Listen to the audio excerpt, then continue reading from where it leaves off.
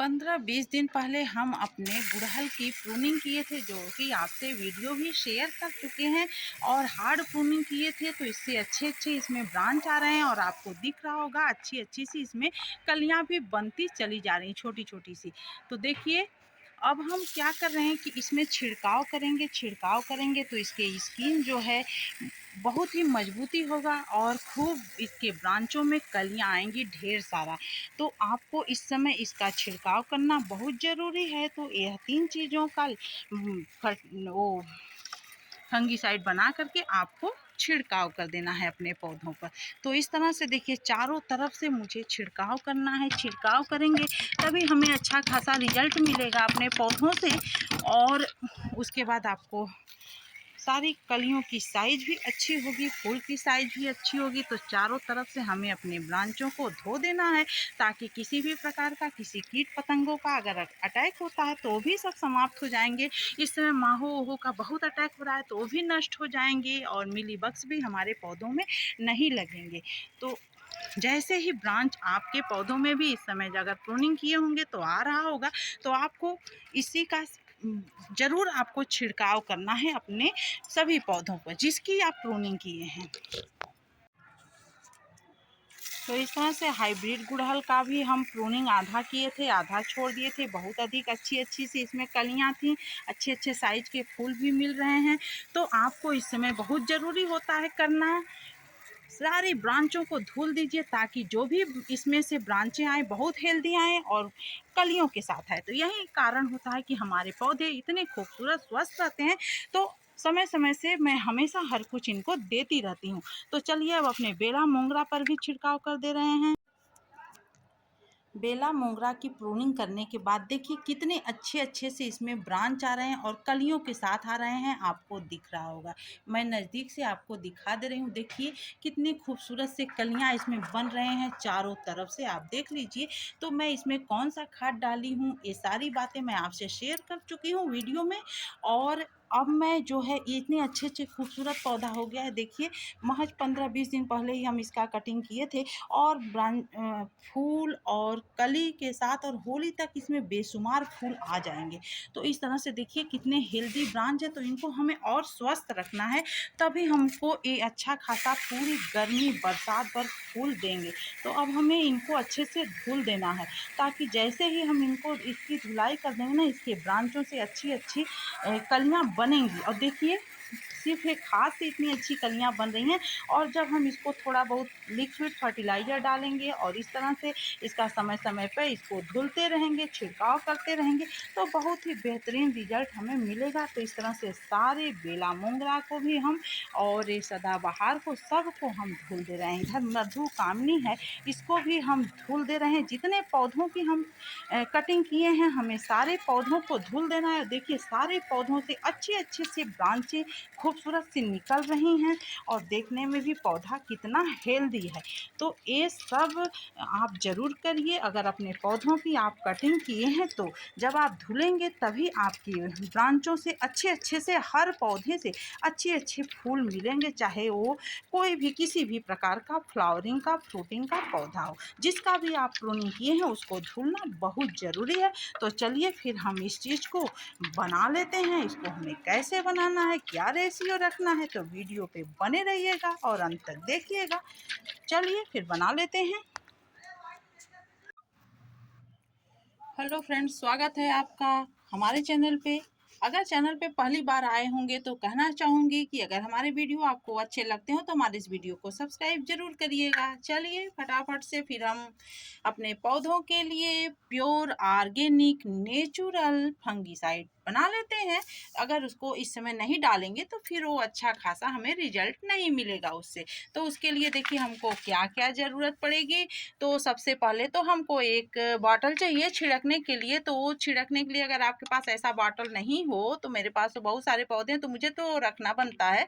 लेकिन अगर आपके पास नहीं हो तो आप तेल वाला बॉटल भी ले सकते हैं, जो सरसों के तेल का आता है या फिर ठंडा का। उसमें उसके ढक्कन में इस तरह से कई ठो होल कर दीजिए छेदा, और फिर उसी से आप कर सकते हैं। नहीं है तो फिर आप कोई भी स्प्रे वगैरह वाले बॉटल से कर सकते हैं। तो इसमें जो है हम 1 लीटर का ये बॉटल है, तो इसमें हम पानी, पहले तो आधा हमको इसको भर के रखना ही पड़ता है, तो आधा पानी हम भर के रखे हैं। अब देखिए दूसरी चीज़ हम क्या लेंगे कि हम इसको डालेंगे इसमें मैग्नीशियम सल्फेट, आपको दिख रहा होगा, और इसे डालना बहुत ज़रूरी है। तो ये 1 चम्मच, तो यह 1 चम्मच हम तुरंत नहीं डालेंगे, तुरंत डालेंगे तो ये घुलेगा नहीं और अपना असर ये अच्छे से नहीं दिखाएगा। तो मैं 1 चम्मच के रेशियो से इस गिलास में इसको भिगा दी थी 24 घंटा पहले। तो कल शाम को ही मैं इसको भिगा दी थी और आज शाम को इसका मैं छिड़काव कर रही हूँ। तो इसको तो मैं डाल चुकी हूँ, तो अब मैं इसको रख दे रही हूँ, सिर्फ आपको दिखाने के लिए, रेशियो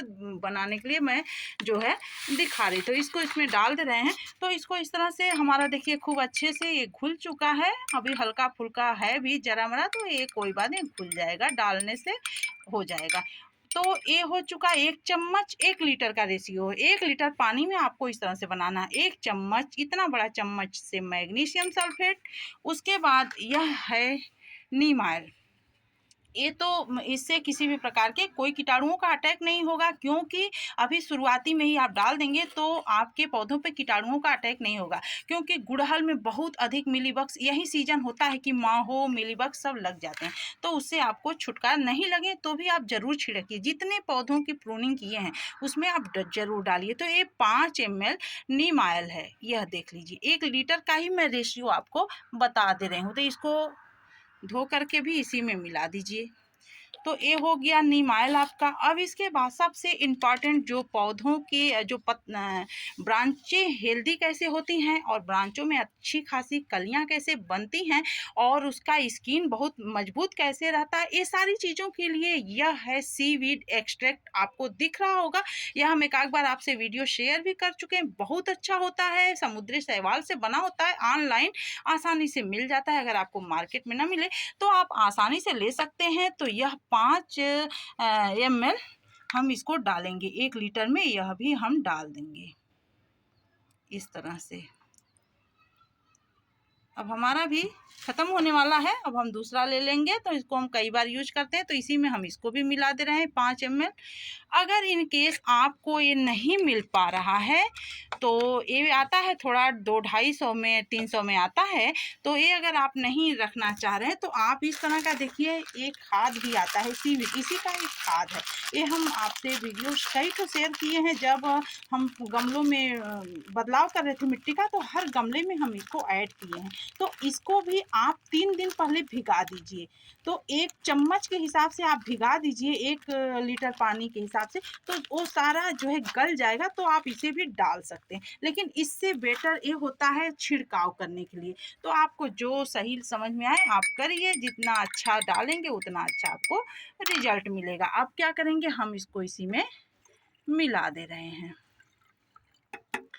तो आपको इस समय तो बहुत बनता है, इसको डालना, नहीं डालेंगे तो आपके पौधे रोगग्रसित हो सकते हैं, क्योंकि इस समय गर्मी की शुरुआत, ठंडक की समाप्ति और हल्का हल्का सहलावन अभी है। तो इसी समय सारे कीट पतंगों का अटैक होता है पौधों पर, और माहो भी बहुत तेज़ी से, जब खेत खाली होते हैं, सरसों वगैरह कट जाते हैं, तो माहो जो है आ जाते हैं हमारे बागानों में, हमारे छत पे, हमारे गार्डन में, जहाँ भी हम पौधे लगाए रहते हैं, माहो और तमाम प्रकार के मिलीबग्स और कीट पतंगे आते रहते हैं। तो कोई केमिकल नहीं यूज करना चाहिए, मैं तो बिल्कुल नहीं करती हूँ, और मैं सजेस्ट भी नहीं करती हूँ कि आप लोग भी यूज करिए, क्योंकि हम नेचुरल चीज़ें पसंद करते हैं और करना भी चाहिए, क्योंकि नेचुरल चीज़ों का जो रिजल्ट मिलता है ना फ्रेंड्स, धीरे धीरे मिलता है लेकिन बहुत बेहतर मिलता है। आप देख रहे हैं हमारे पौधों को, और बहुत ही बेहतर हमारे पौधे हैं।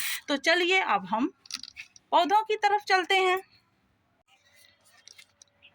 तो देखिए कनेर का जो है हम प्रूनिंग भी किए थे और रिपार्ट भी किए थे, आपसे वीडियो शेयर किए हैं। तो हम पहले कनेर को भी करेंगे, ताकि इसके भी इस तरह से आपको जब भी डालिए तो खूब अच्छे से इसको प्रेशर कर दीजिए, और प्रेशर से के साथ सारे पौधों को अच्छे से धुल दीजिए। तो इसमें से जितने भी ब्रांच आएंगे सब बहुत अच्छे ब्रांच आएँगे और बहुत अच्छी-अच्छी कलियाँ बनेंगी। देखिए इधर मैं अंजीर का भी कर रही हूँ, तो इसमें से भी ब्रांच आना शुरू हो गए हैं नए-नए से, सारा मैं रिपार्ट कर दी हूँ। तो इस तरह से सारे पौधों को हम जो है धुल देंगे, जितने भी हम पौधे लगाए हुए हैं, जितने पौधों की हम कटिंग किए हैं, उसको तो धुलना बहुत ज़रूरी है।